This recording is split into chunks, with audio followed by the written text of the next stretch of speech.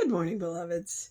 If you're reading the date, yes, today is the 16th, but I stayed a little bit later out at the Renaissance Festival than I anticipated for a couple of reasons. One, I felt good.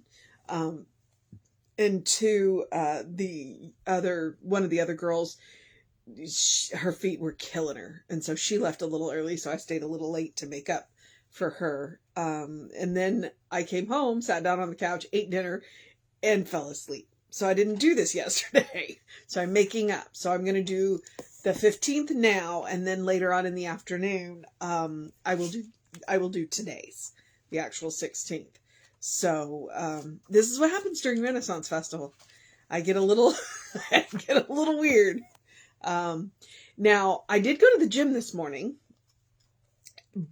and he actually texted me and said, "Are you coming?" And I went, "No, we're coming."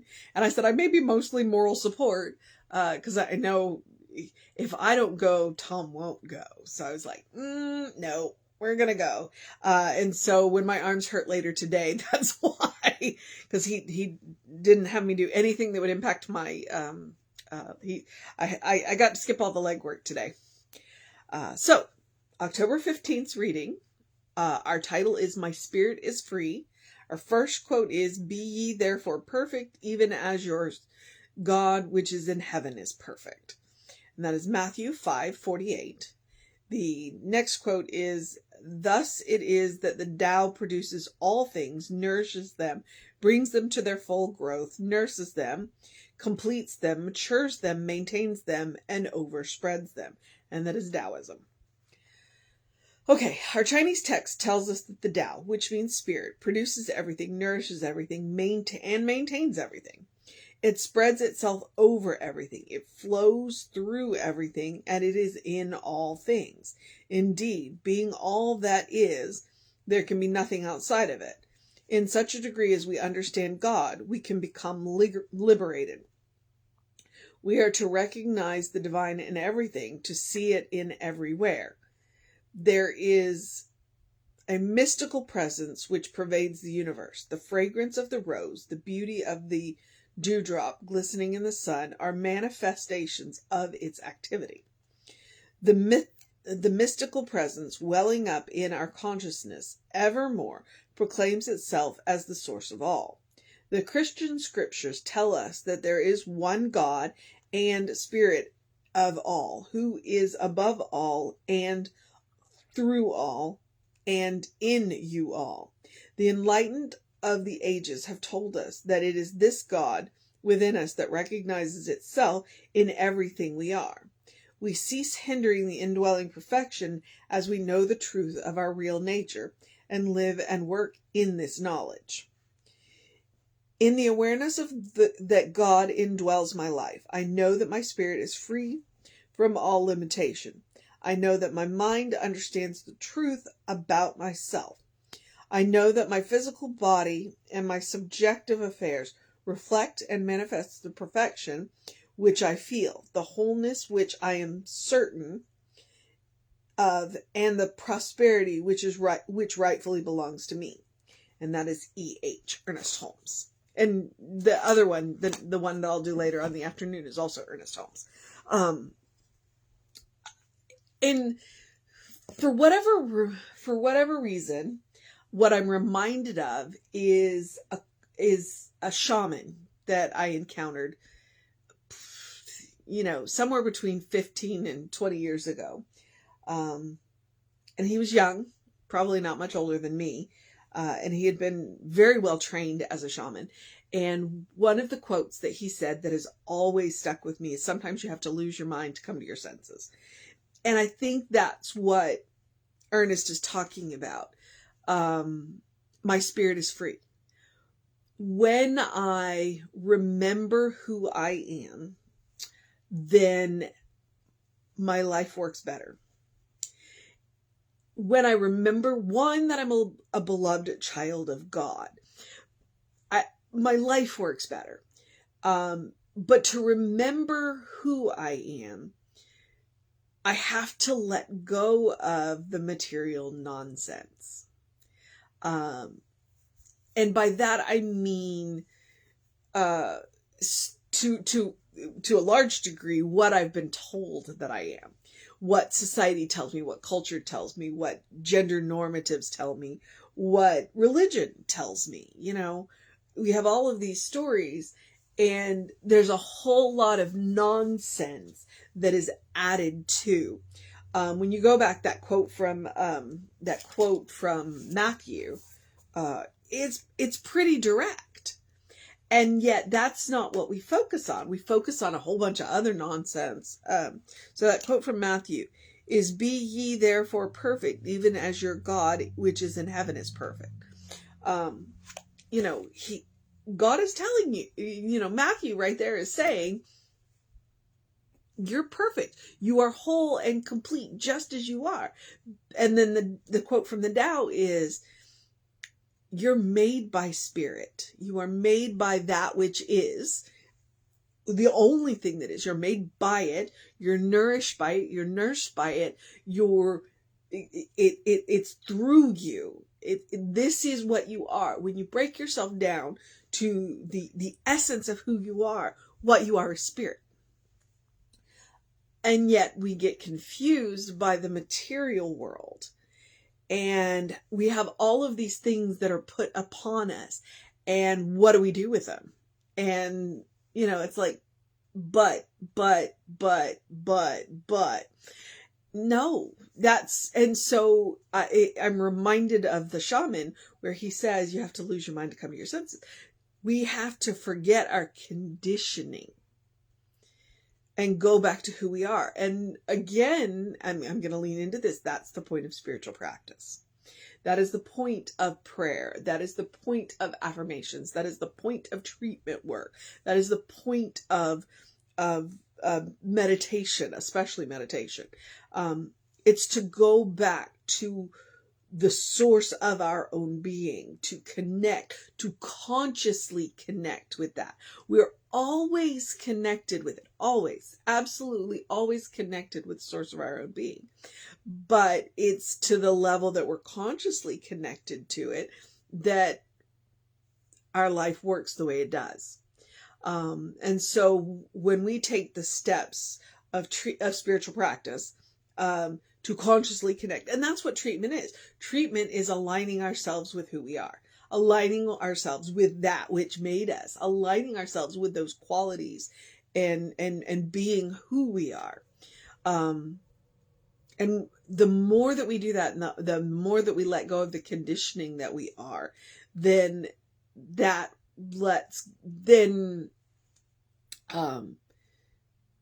spirit is free.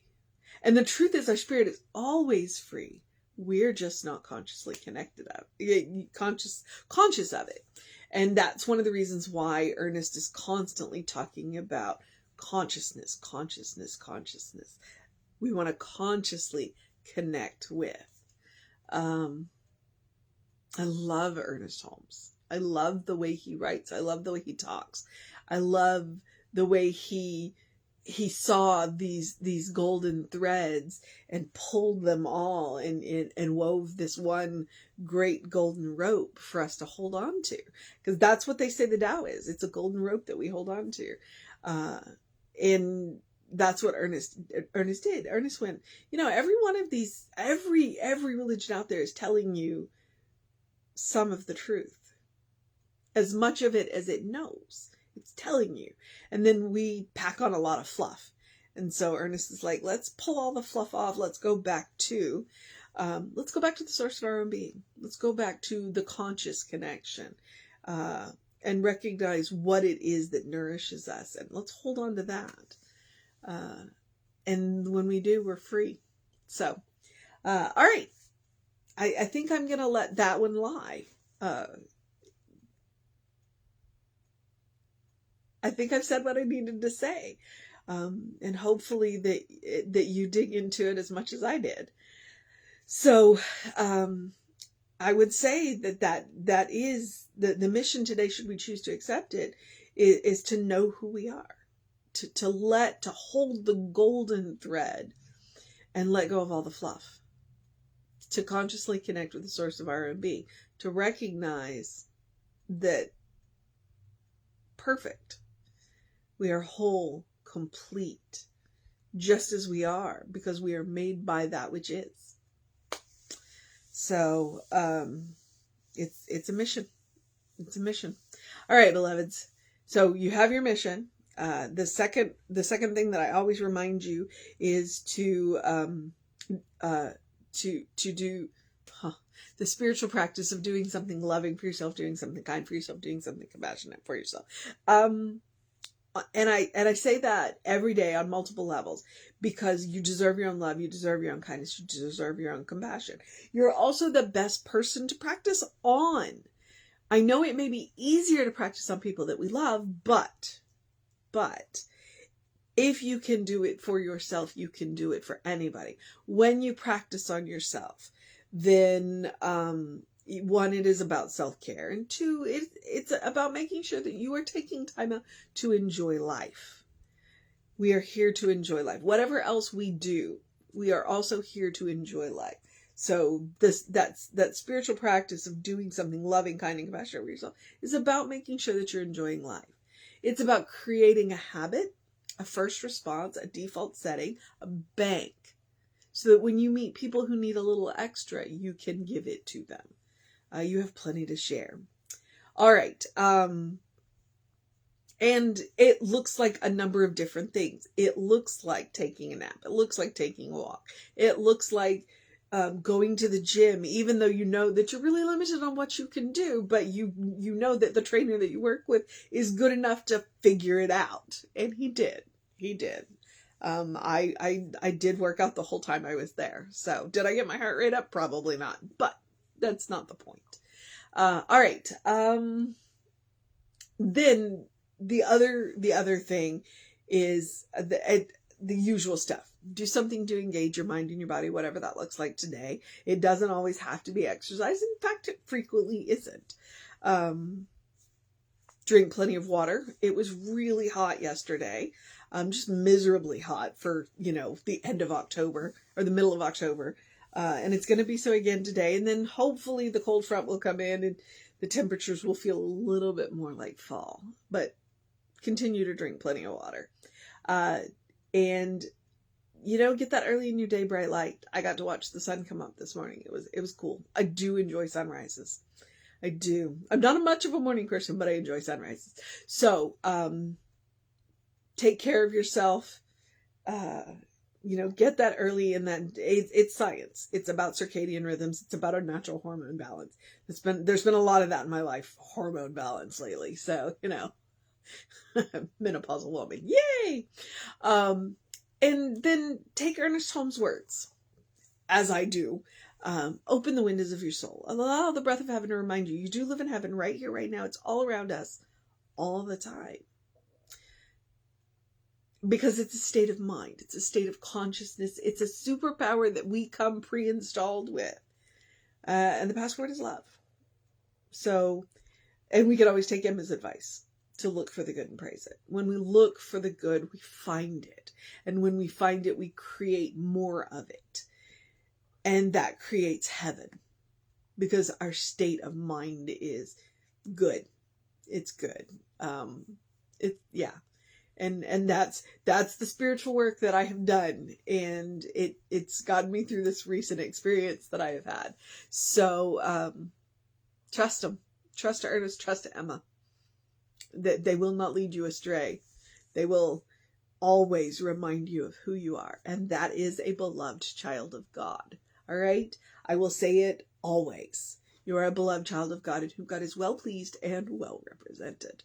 So, the social media, we are Creative Life Spiritual Center, Creative Life Spark. I'm the running Rev Ryan on the social medias that I am on. So check us out on the social medias. And I'm particularly proud of the playlists on YouTube. So, I'm going to shill for that. Check, because there's inspiration there. There's inspiration there. And I'm going to encourage you to have a great day, a wondrous day, a fantastic day, a magical day, an enchanting day, a wondrous day, a wonder-filled day, a good day. And if that is too much pressure, simply have a day, because you are enough just as you are. You are a beloved child of God, always. It's a state of grace, and that's what makes it really amazing.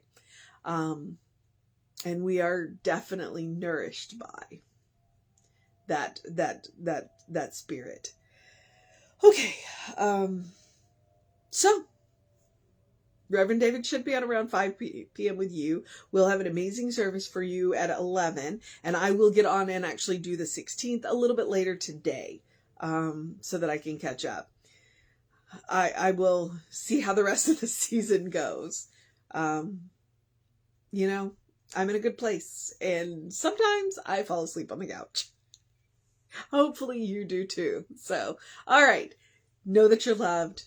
Take care of yourself, and I will see you next time.